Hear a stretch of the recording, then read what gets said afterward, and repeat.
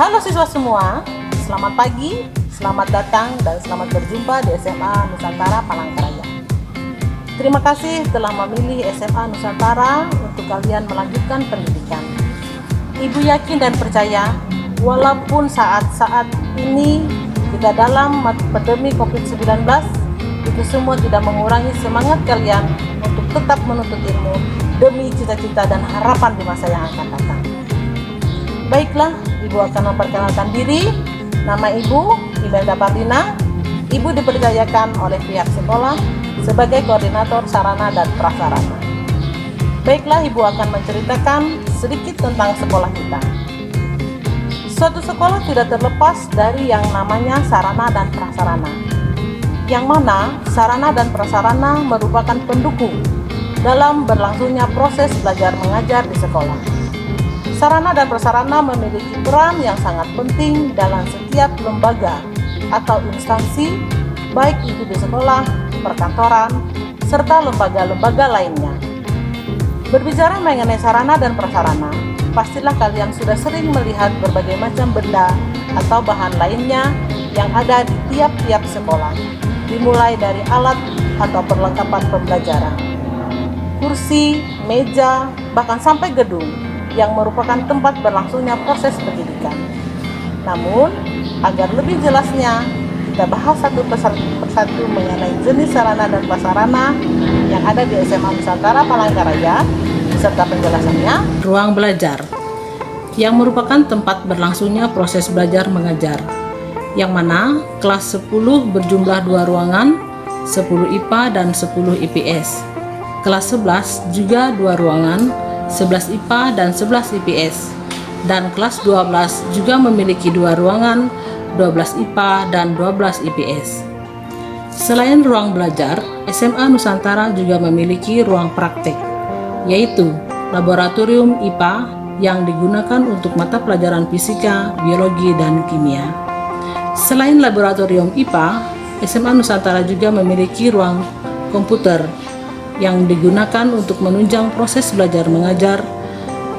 Dengan adanya lab komputer ini, SMA Nusantara dapat melaksanakan UNBK dan USBNBK secara mandiri dengan didukung komputer sebanyak 26 unit dan 2 server.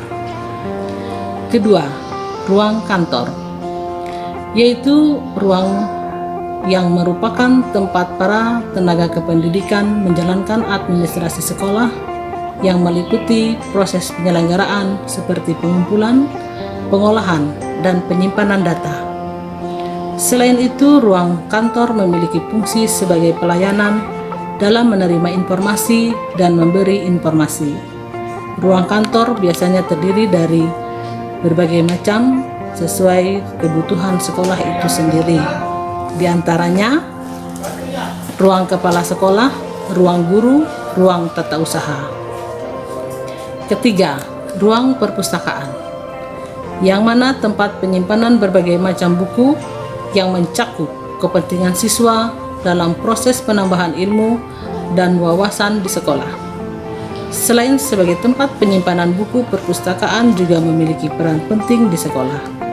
Guru atau tenaga pendidik bisa mengarahkan siswa agar memanfaatkan waktu untuk membaca buku di perpustakaan.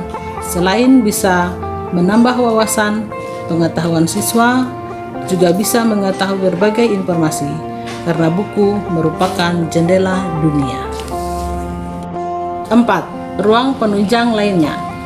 Selain ruang belajar, ruang kantor, dan ruang perpustakaan sekolah juga memiliki ruang penunjang lainnya sebagai berikut.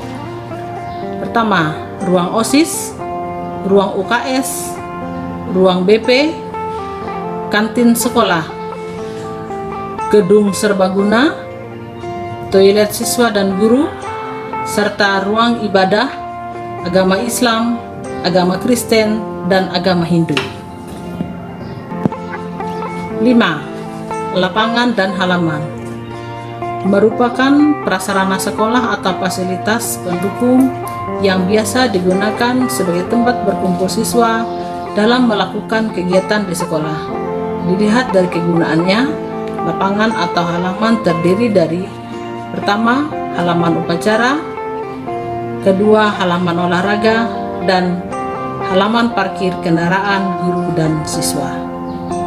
Hal yang harus diingat bahwa lengkap atau tidaknya sarana dan prasarana di sekolah dapat berpengaruh pada kualitas dan mutu sekolah itu sendiri. Demikian yang dapat saya informasikan. Terima kasih, semoga bermanfaat.